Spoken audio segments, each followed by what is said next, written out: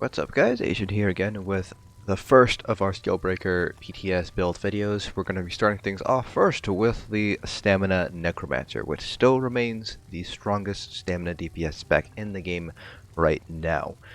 Generally speaking, DPS has gone up in this patch just due to the changes that have been made to single target dots, and combined with the Stamina's Maelstrom dual wield that has increased DPS overall across the board. But the reason why Stamina Necromancers are still considered the strongest stamina spec is because of their access to major vulnerability. No other class has access to this debuff, and so Stamina Necromancers still remain as the highest DPS spec overall and most desirable in endgame PvE content.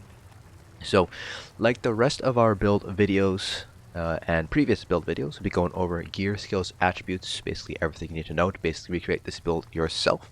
I will be discussing various set options that you might want to consider picking up in case you don't have access to certain DLCs or expansions.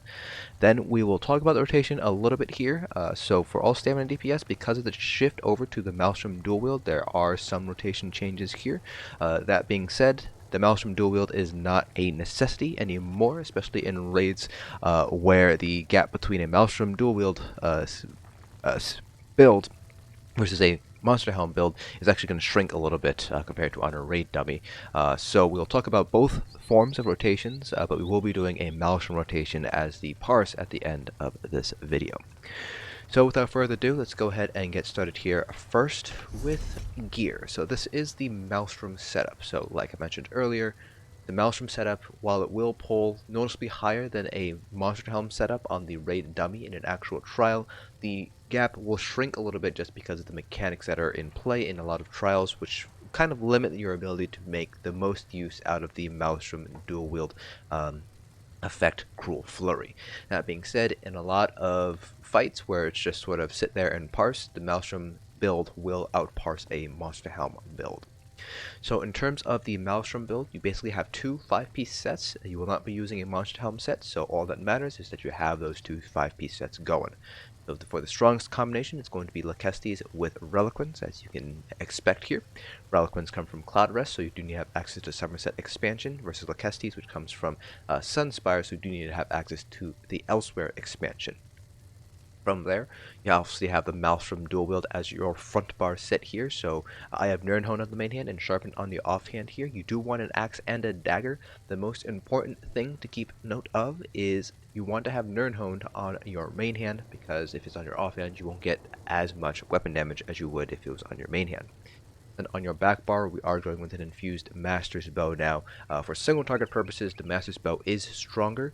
In AoE scenarios, you still want to have the Maelstrom Bow. So you do want to have both the Master's and Maelstrom and swap off between them depending on whether you're focusing more on AoE or single target DPS. For trash fights, for example, that's going to be more Maelstrom Bow focused, versus boss fights where you're going to want the Master's Bow instead. Now, if you are not going to be using the Maelstrom dual wield, then you would basically put, for example, Lokkestiiz as your two front bar weapons here, and then you would have your two Monster Helm set pieces here. You will be going for either Veldreth or Marsalak. Those are the two Monster Helms of choice. Now, in terms of other set options here for the Stamina Necromancer specifically, so there are a few set options that you might want to consider picking up. Just because in some instances Relequen might not be the strongest, because you might be sweeping targets a lot. So for example, Lokkestiiz and Sunspire, you will be swapping targets quite a bit on Lokkestiiz, so Relequen might not be quite as strong there. So there are a few sets, generally speaking, that you can pick up here. So we're going to start off first with dungeon sets here. First one that you're going to want to pick up is going to be Leviathan. This is basically the Mother's Sorrow for stamina, just add a bunch of weapon crit. Comes from Crypt of Hearts, so you can pick this up from either Crypt of Hearts 1 or 2, doesn't really matter, whichever one works for you. Now, Leviathan will likely be replacing Lokkestiiz if you have access to not Lokkestiiz, it'll be replacing Relequen if you have access to Lokkestiiz, otherwise it'll be the other way around, it'll be replacing Lokkestiiz if you don't have access to Lokkestiiz. So Leviathan is a pretty strong set overall. You would like to have this on your body, ideally, in order to maintain that weapon crit across both bars. But in a pinch, you can put these on your front bar set as well. Moving on from there, that's really the only big dungeon set that's going to be particularly strong. The other one's going to be Tzogvin's Warband, which is also fairly useful, mainly because of that additional physical penetration on the 4-piece bonus there. But the 5-piece does give you a little bit of additional DPS. It does give you a total of 1,290 weapon crit, which ends up being around 6%, just around 6% additional crit chance. So not quite as strong as Advancing Yokeda, but it's still pretty useful nonetheless, because this is a medium armor set, so you can wear this on your body set. You're not limited to just weapons and jewelry, and you don't have to transmute it necessarily. But that would probably be the only other dungeon set that you're going to want to have just going forward. In terms of other trial sets, real quick, find trial sets. There are a few that you want to pick up potentially. First one's going to be Twice Fanged Serpent from Sanctum Ophidia. This just gives you a bunch of additional penetration, so very useful for trash fights. The other one's going to be Vicious Serpent. This reduces the cost of stamina abilities by 8%. In this patch, it's actually not that bad. Sustain has gotten better for stamina necromancers, so you don't necessarily need to use Vicious Serpent, but for those of you guys who just have access to the base game, Vicious Serpent is probably going to be one of your stronger sets to pick up, so definitely a set you're going to have to hold on to. Moving on from there, there are a very few Overland sets that are going to be also useful to pick up as well.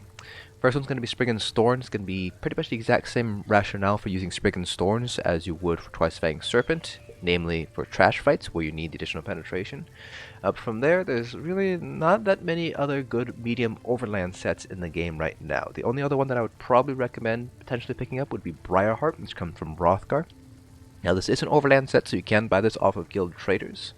So when you do critical damage, you have a 10% chance to increase your weapon damage for 10 seconds, and while the effect is active, your critical strikes also heal you. So this is beneficial because you can wear this as a front bar set, and while the set is procced, it'll carry over to your back bar set. So Briarheart, even though if you do work out the uptimes, it does end up being about as strong as Hunding's Rage, the 5-piece. The fact that it carries over to your back bar versus Hunding's, which is a static bonus, makes it much more useful than Hunding's Rage. So this is probably the only other Overland set that you might want to have on hand, just in case you're not able to get any of the other sets right away. Now, in terms of crafted sets, there's basically one crafted set that you should hold on to, and that's going to be Hunding's Rage. This is a base game set. It does require you to know 6 traits in order to craft it yourself, but you can always gather the materials yourself, buy the materials, and get somebody to make it for you.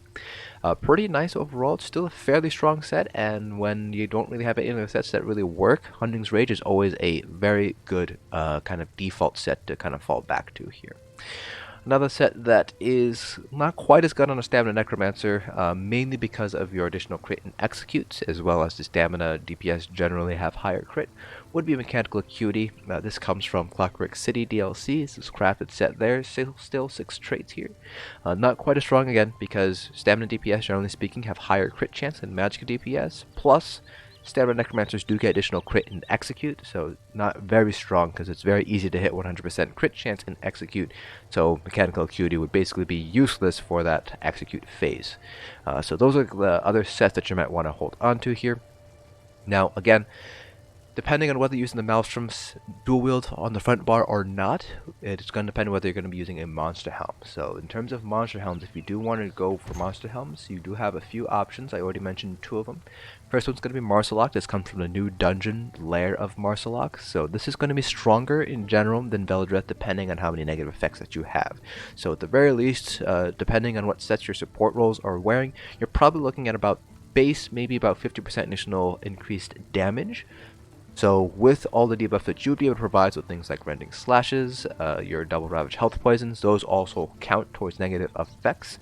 So Marsalok does have the potential to be very strong. Now the downside is the proc condition is on a bash, so you will have a little bit harder time sustaining a full light attack rotation if you're using Marsalok, though it should be fairly easy to do so in the Scalebreaker meta because of all the additional stamina support that has been provided via healer supports.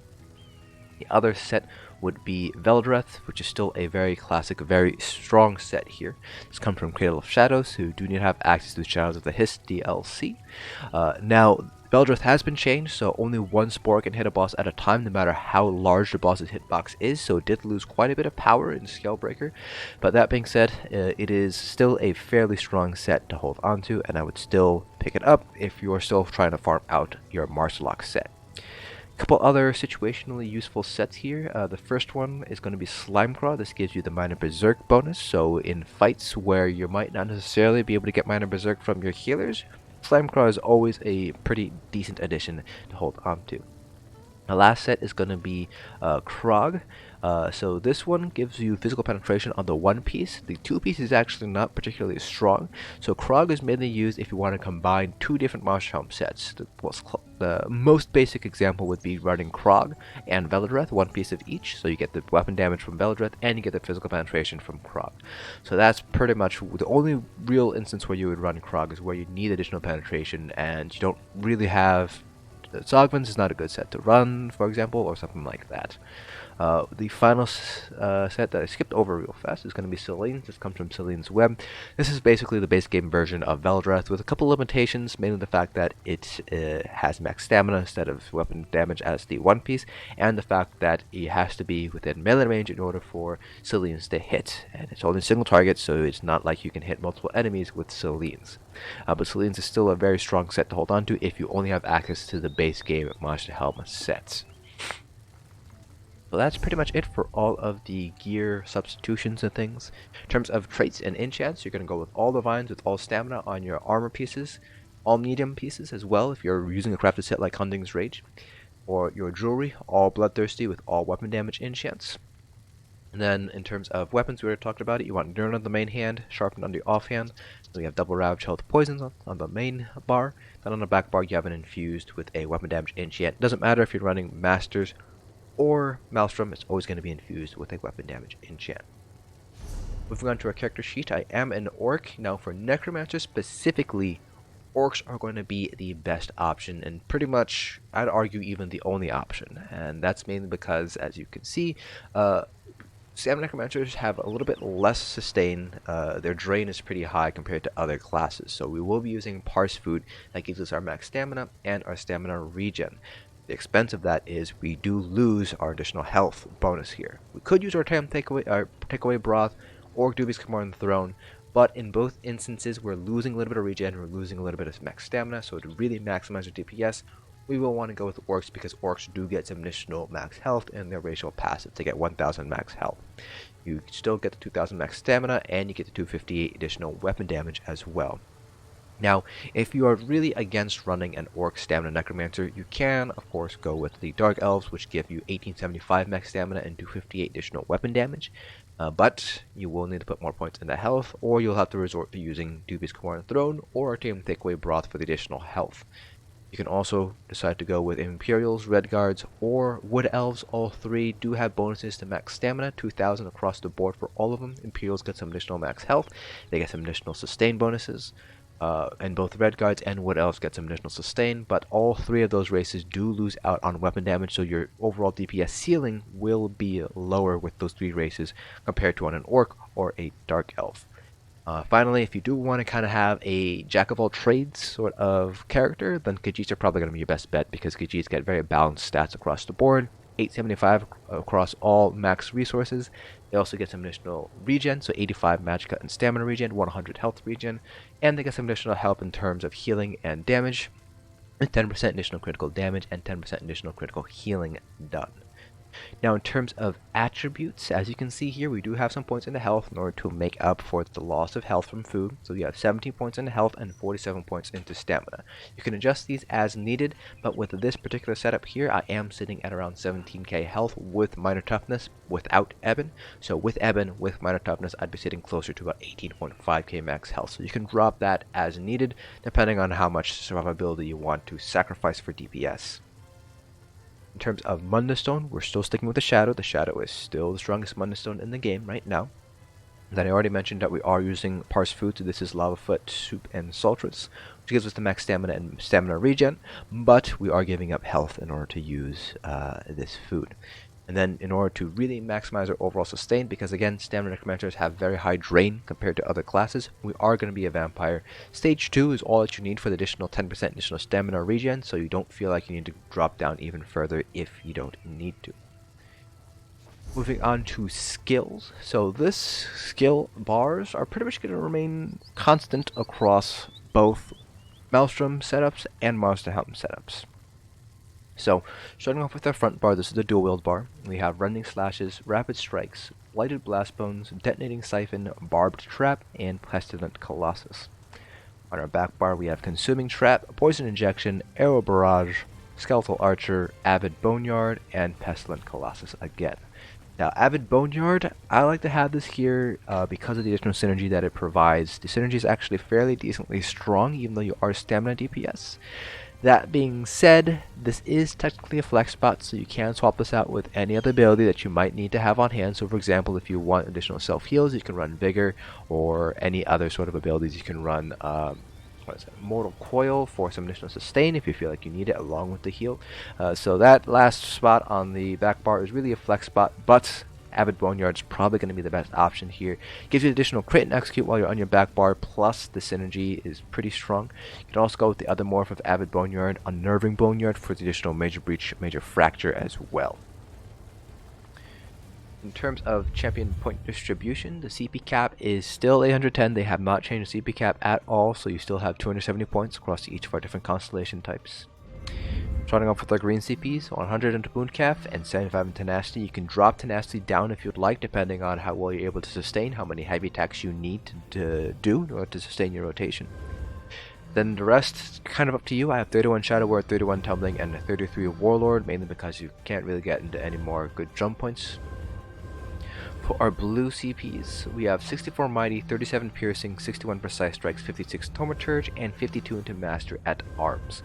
You can flip-flop Thaumaturge and Precise Strikes if you'd like, between 61 and 56. It's up to you how you want to handle that. Piercing, we have 37 points because we do get some additional penetration from one of our Necromancer passives. We get additional 1500 penetration. So if you're able to get good uptime on that, which basically just involves having a Grave Lord ability active, so either something like Detonating Siphon or your Skeletal Archer. If you can't get good uptimes on either of those, then you will need to shift some points back into Piercing here, so you can drop Mighty down to like 49 if you'd like to get some additional points back to put into Piercing. Finally, our red CPs, this is more of a balanced approach towards mitigation. We have 81 Ironclad, 61 Thick-Skinned, and 64 into both Hardy and Elemental Defender. So that took care of all of the build information, so now let's go ahead and talk about the rotation itself. So like I mentioned, we will be going over 2 rotations, but the parts itself will be the Maelstrom rotation. So essentially, you have 2 build options. You have the Maelstrom dual wield and you have a Monster Helm set. The Monster Helm set's a little bit more forgiving when it comes to, a little bit different I should say, when it comes to your rotation versus the Maelstrom setup here. So the Maelstrom setup and the Monster Helm setup, they both have the exact same backbar rotation, which is pretty much Arrow Barrage, Soul Trap, Skeletal Archer if you need it, Avid Boneyard if you want to use it, and then Poison Injection. So your backbar is pretty much going to remain exactly the same. The difference is going to be your front bar set rotation here. So on your front bar rotation, if you're running the Maelstrom dual wield, you want to start your front bar rotation with Rapid Strikes, and you want to end your rotation with Rapid Strikes. So for a quick example here, you want to start with Rapid Strikes, then you want to put down both of your dots here.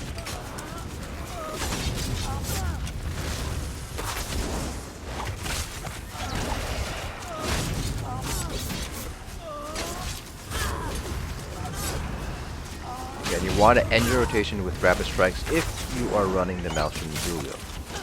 Start with the Maelstrom Rapid Strikes. Whoops. Mess that up there. And you want to end with Rapid Strikes. And that's only with the Maelstrom dual wield. That's because the Maelstrom dual wield, the Cruel Flurry buff does last for 4 seconds, so you want to make sure to have that active before you use Rending Slashes, Detonating Siphon, and Barbed Trap. Now, if you're running the Monster Helm set, it's not quite as necessary anymore to have your Rapid Strikes be your first ability and last ability on your front bar rotation. You can pretty much go with whatever order you would like. You would just be using Rapid Strikes as your primary spammable. So if you were to use a Monster Helm rotation, for example,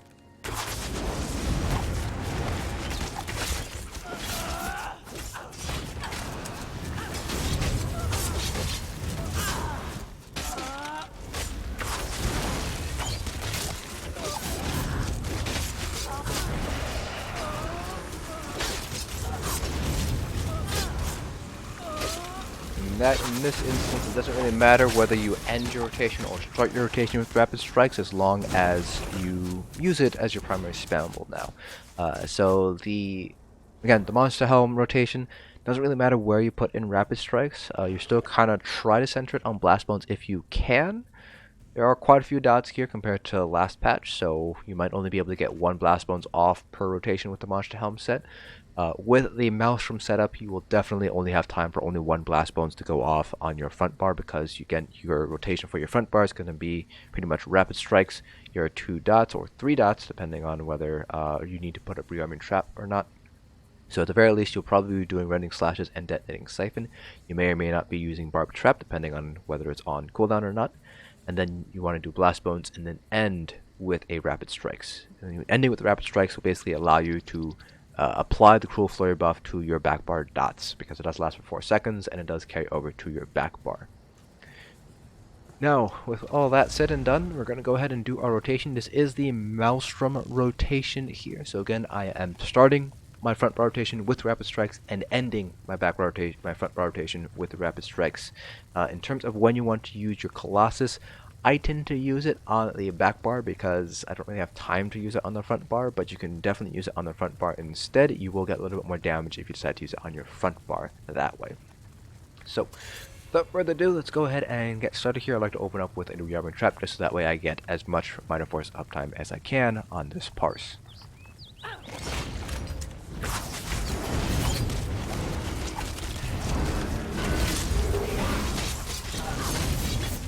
And you want to start and end with Rapid Strikes.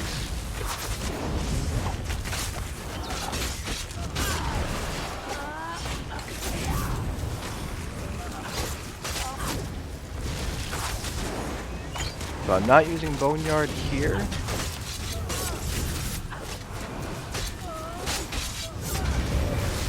But you can use Boneyard if you so desire.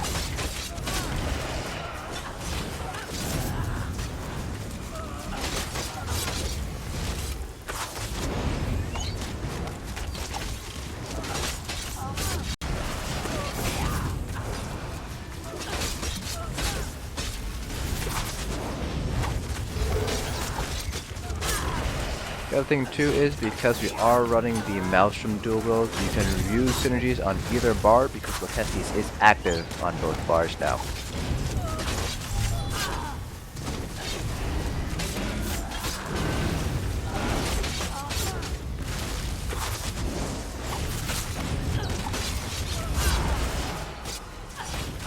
The only thing to watch out for is that if you're in the middle of a channel, so for example Rapid Strikes, you cannot activate synergies.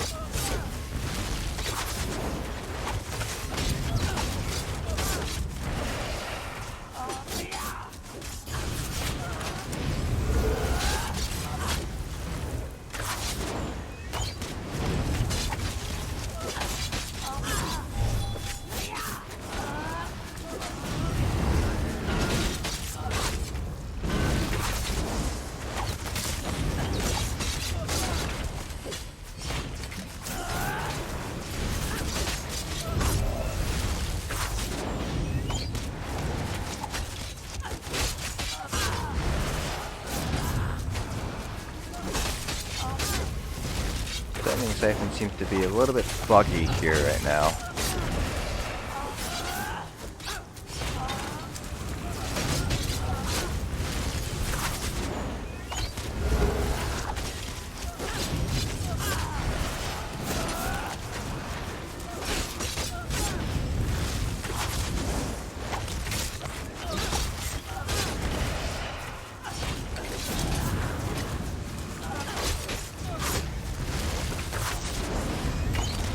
see that one of the advantages of running Parse Food is our sustain is actually really decent.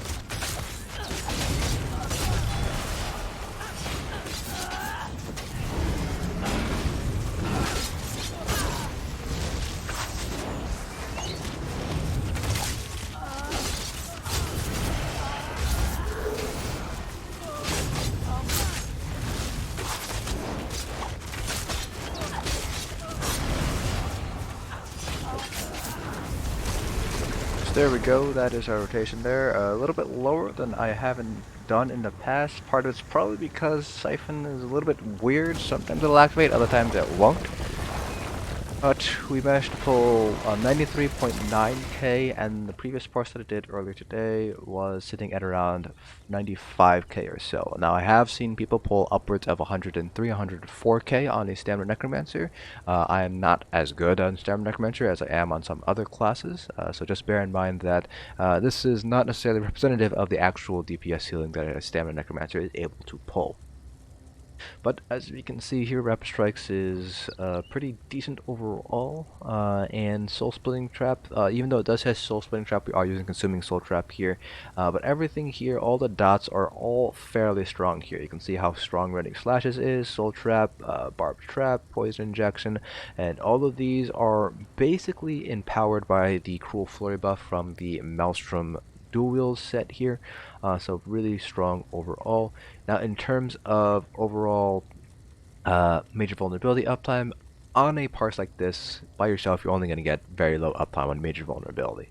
That being said, in a raid, because you have 8 other DPS, this ends up being very strong, and you'll see a very large boost in your overall DPS during the 5 seconds major vulnerability is up, hence why Stamina Necromancers are still the strongest Stamina DPS spec in the game right now.